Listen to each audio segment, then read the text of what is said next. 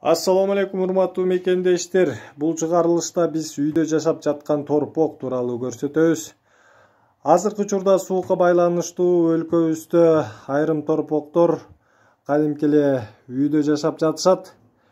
Өлкө башчыбыз тезирээк буга чара көрбөзө.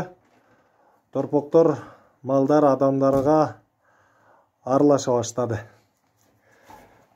Сиз комментарий берип койбойсузбу? Бул суук боюнча өз оюңуз кандай? Торпоктор дагы ушинтип үйлөрдө жашап жаткан убагы. Дагы ким сууктун таасирин көрүп атат, комментарийге жаза кетиңиздер. Печкада от күйүп атат. Табылдап. Азыр эле бул апасын эмип келди.